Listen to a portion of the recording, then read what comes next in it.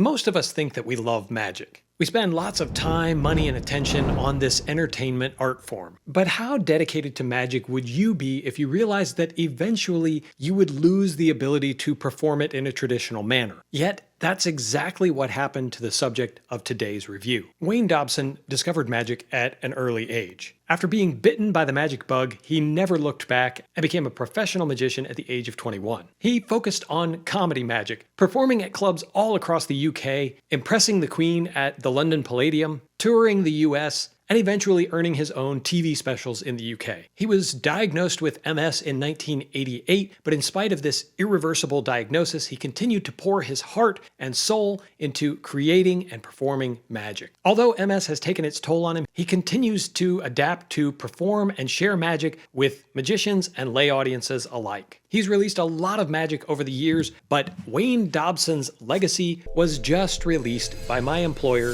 Vanishing Inc. This brand new legacy set is 3 distinct books. I'm aware that Wayne Dobson published effects and books before this set, but I'm not very familiar with that work. What I can tell you is that this new set was co-authored by Bob Gill, who worked with Wayne over a 5-year period to bring some of his top magic effects to life. There are some repeats of earlier material from what I can tell, but all of it is updated with his latest thinking, and some of it is even adopted to remove some of the sleights that he can no longer perform. So in many instances, Wayne and Bob are giving us multiple methods or presentations. There's way too much to cover in one video, so I'm just going to give you some highlights. In brief, all 3 books are linen hardcovers with a gold and purple motif, and each has a beautiful purple bookmark. If you buy all 3 books together, you receive a matching slipcase that holds the entire 3-volume set. Book 1 is Memoirs, or Wayne's Story, and clocks in at 377 pages. Book 2 is A Kind of Magic, which showcases Wayne's pieces that he performed on his TV specials, 25 different tricks and techniques encompassing close-up and stand-up material, as well as 9 stage illusion explanations, and 2 essays explaining the choices of material that he made for each of his magic specials. This book is 328 pages. Book number 3 is Dobson's Choice, which is an obvious play on Hobson's Choice, another name for equivoke. This volume revisits some of Wayne's classic creations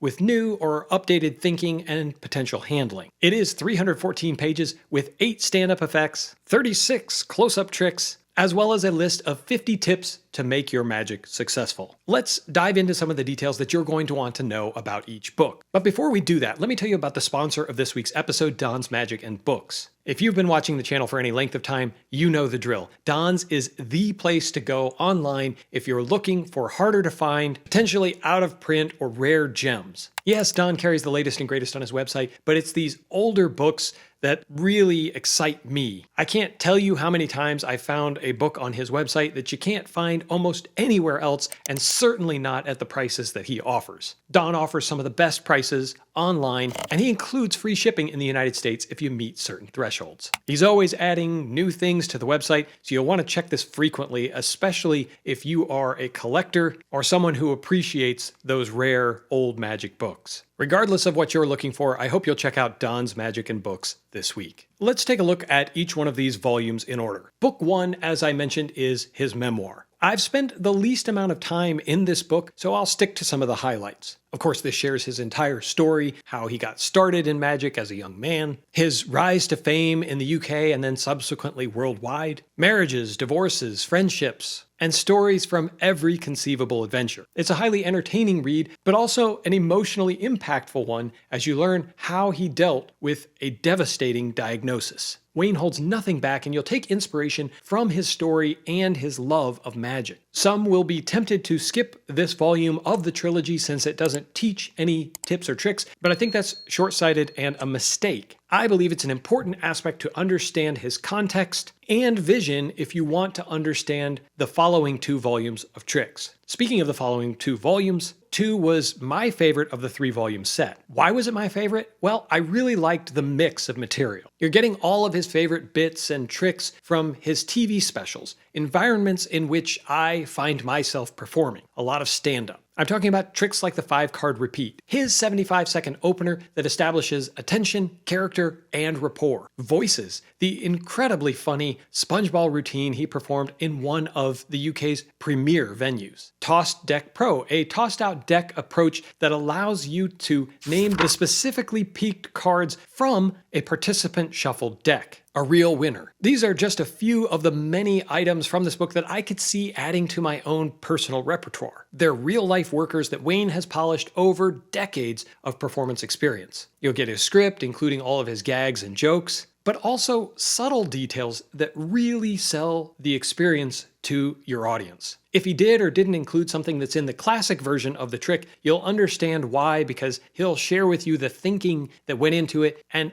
all of that comes from a well-defined opinion that serves his style and character. Clearly, his performance style isn't going to work for everyone, but that's not really the point anyway. For example, I'm not a comedy magician, but I see the genius behind some of these ideas and will adapt them to suit my own performance venues and style. I mentioned the mix of material, and I've already covered a few of the pieces from his stand-up repertoire that really stood out to me, but he also includes a section on the illusions that he performed on TV. And while I recognize that some of you are illusionists or into illusions, the vast majority of viewers are like me. They're close-up or stand-up magicians who have an interest in understanding how the illusions work, but really won't ever perform these. And this section of the book was a really neat peek behind the curtain to see how some of these illusions work, but without feeling like it detracts from some of the other material that you might find more useful. Finally, in book 2, there's a section that deals with the close-up tricks that he performed during his TV magic days. Tricks like coin to glass, continuous do as I do, and the homing death card.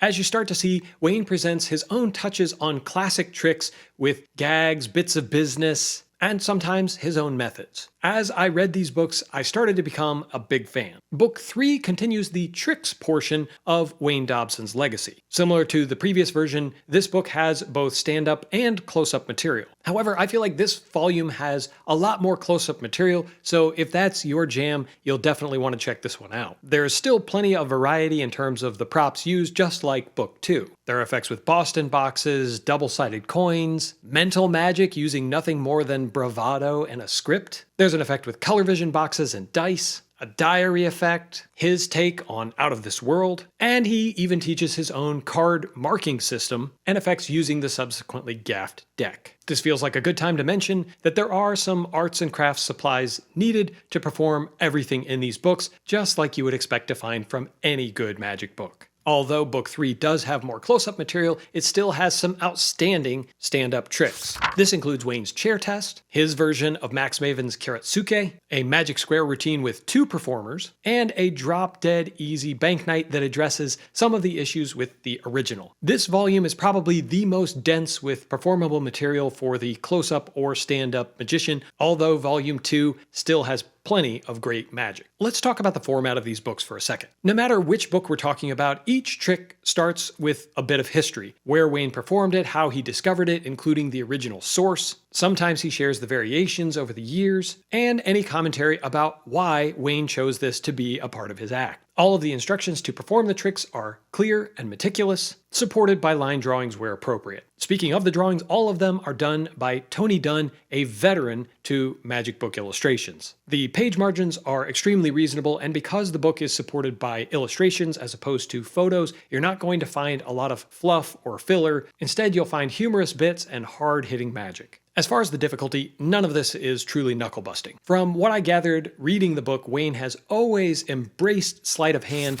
but never for the sake of difficulty. And as his MS progressed, he found more efficient ways to do things, and he'll share that with you as well. As previously mentioned, there are some arts and crafts. You'll probably already have a lot of the things that you'll need to perform the effects, but you may have to be willing to invest in a couple of these effects. For example, if you want to perform his tossed-out deck exactly as written, you'll need to purchase some props as well as apply your arts and crafts skills. But most of the material will not require a significant investment. Let's talk about the things I loved. The first thing you'll notice is just how beautiful these books are. They're striking in appearance and truly some of the most gorgeous books I've ever seen. I loved the variety of the material. I'm a mentalist, and I was surprised to see how many effective pieces of mental magic Wayne performed and is sharing in these books. But I also appreciate appreciate great non-mental magic, and those pieces were a delight as well. A good script seems to make everything more compelling. I had no idea what to expect from these books, but I found myself laughing and nodding along as I read the different tricks, gags, jokes, and stories about his adventures.